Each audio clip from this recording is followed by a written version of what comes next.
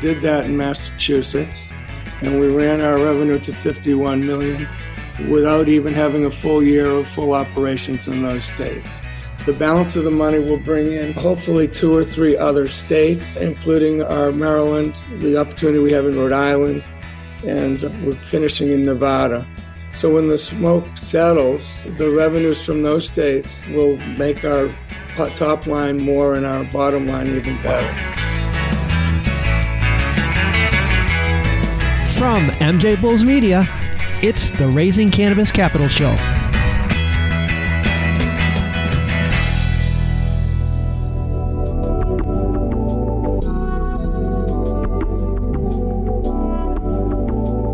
Today on Raising Cannabis Capital, we are joined by Bob Fireman, President and CEO of MariMed. Bob, welcome to the show. Dan, thank you so much for having us and letting the world know more about MariMed and all the good things we're doing. Well, you know what? You guys have been under the radar for so long, and with MariMed, there's just so much to talk about. So I think maybe for today's show, we're just going to focus on the business model, and then let's plan to have you back this summer to talk more about the different brands. As a multi-state cannabis operator, MariMed has over 300,000 square feet of cultivation, production, and dispensary facilities. And with portfolios of proprietary brands and products, you've quietly established yourself as one of the leading MSOs. But what I find really interesting is the way you built the company. And that's where I want to start today. Can you briefly explain how you transitioned from advising other cannabis companies to developing and acquiring your own brands? Absolutely. Our management team's been together over 10 years. As a serial entrepreneur lawyer, we got exposed to the Wild West of California back in 2008. Okay. Working on a project to turn all the roofs in the city into greenhouses to grow lettuce in New York and Boston. Whole Foods took us out to California, where Gavin Newsom was mayor. Said, let me rent you the top of the Moscone Center. Long story short, after we designed a 60,000-foot greenhouse on top of the Moscone Center, we found out that the city didn't own the Moscone Center, but it was owned by a trust. And it said no commercial operations. We moved that project back to New York, and we built a 10,000-foot greenhouse on top of an 8-story affordable housing project in the Bronx. But my team stayed out there, and they called me, and all of a sudden I'm investing in a grow house in Aptos and a dispensary in San Jose. And then when Peter Lewis and George Soros started to fund referendums to get medical marijuana on the ballots back east, my friend Larry Rasky, who died from COVID, he said, Bobby, you know something about pot. We started to help with drafting legislation from all the knowledge we gained in California. And we got introduced to some fellows who had won a license in Providence, Rhode Island. Now, back then, the medical programs were competitive. They were not-for-profit state licensed facilities with stock. The licensor could not own any equity. There was no stock. So we built the business based on the rules, because it was like that in California with municipal benefit corporations and not-for-profit. So we put the investments on the real estate side because there was no equity in the license. And we built the business with providing investment for rents, percentage rents, management fees, licensing fees, and sometimes interest. Okay. So once we developed the Slater Center as a team, we made it scalable and replicable, and we formed the beginning of the MariMed, and we started to bid on applications, and we won licenses in Massachusetts, Maryland, Delaware, Illinois, Nevada. That's how we built the company. I think we're different than other MSOs because at the time we started to morph into a public company that I was on the board of. And we were going to raise capital in the public sector back in 2014. And when that didn't work because of some wild actors, we raised money on the real estate side. So we're a little different than others in that we organically incubated all the businesses that we own and operate today on the sides. We didn't raise money on Bay Street. We walked away from being one of the first RTOs. We've stayed on the OTC.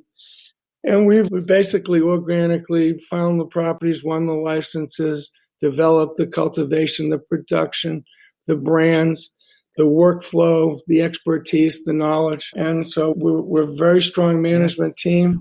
We've got validated experience. I was going to jump in here because I think that economy of scale that you bring to your brands gives them such an advantage over smaller brands. That's something that I think I'd like to explore a little bit. Some of the advantages of being a brand on the MariMed team versus these smaller brands that are trying to do it on their own today. Yeah, I think we started with the savants that wanted medical marijuana to help people and improve their health and wellness. And that's still a core trusted strategy and mission of our company. The real thing of creating formulations and understanding the different cannabis compounds to create either the best genetics or the best sort of infused products that have formulations that provide the fastest and best results. Mm-hmm. We spend a lot of time on science and innovation. Our lab guys really understand how to break down these things. And so the products are brands like Betty's Eddies and Confusions are top sellers because people are enjoying the results from taking it. We always started, we want quality, consistency, precision dosed. It's the same every time. Mm-hmm. You know, if you have a martini, what happens? Maybe you don't, Dan, but you want that to be consistent. And I think as the industry matures and some of the MSOs start to bring money more into science, as we get more mainstream, as we take some of the help we've given to people, whether it's epilepsy or a mother with anxiety or nausea, if we can start to document that and put it into peer-reviewed medical journals, this industry will mature even faster than it is right now. Yeah, that's on the horizon, and that's going to make the biggest difference. You're a publicly traded company, which you mentioned earlier, and for our listeners, it's trading under symbol MRMD. Mr. Med. Mr. Med. I noticed that you recently initiated a $46 million financing facility. How do you intend to use the money? Your show sometimes said raising capital in the cannabis industry has been a challenge. Obviously, some of our companies are over-leveraged and looking for capital, and capital is very expensive. We finally found a group that was looking for a platform that we could grow, and they didn't believe in debt.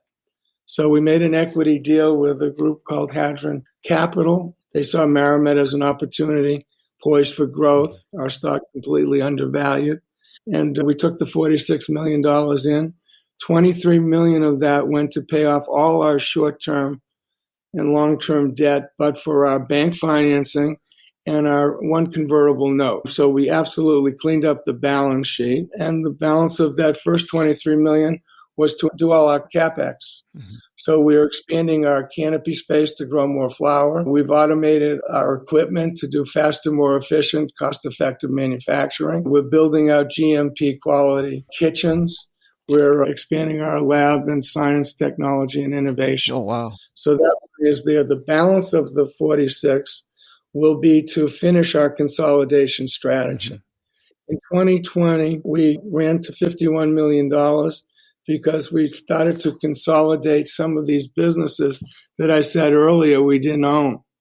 So we wanted to roll those businesses up into the PubCo so the financial reporting would include the top-line cannabis revenue. Okay. We did that in Illinois, and we did that in Massachusetts, and we ran our revenue to $51 million without even having a full year of full operations in those states. The balance of the money will bring in hopefully 2 or 3 other states, including our Maryland, the opportunity we have in Rhode Island, and we're finishing in Nevada. So when the smoke settles, the revenues from those states will make our top line more and our bottom line even better. Are you going to intend to look at other companies as acquisition targets? Once people hear you have money in your clean balance sheet, the phone begins to ring. That's why I ask. Listen, bigger is sometimes not better.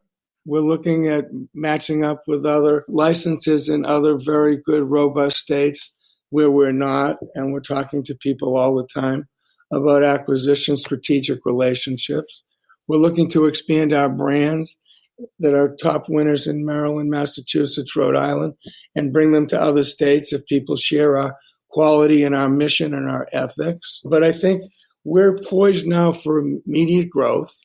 We're poised to double our revenue this year. For the first time, we gave guidance.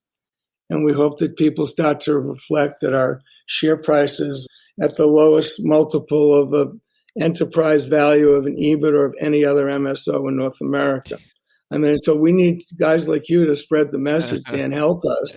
Why are we getting a 3 times multiple while our peers are 13 to 30? Part of it is because of your strategy initially. I'm sure you were quiet, you kept it under the radar, and I'm sure that has a lot to do with it. You guys quietly built yourself into this behemoth. And I think once people start to learn about your holdings, they're going to be, and we're going to have links to the MariMed stock in the show notes. And if you're a company that's maybe interested in talking about being acquired, or you're an investor, this is a time. The price is never going to be better. I'm sure somebody from Bob's team would be happy to speak with you. Bob, we barely got started today and we got to cut it off because we're running out of time. But let's plan to have you back this summer for an update and to talk more about your brands. Thank you so much. Hope to speak to you again real soon, and be safe.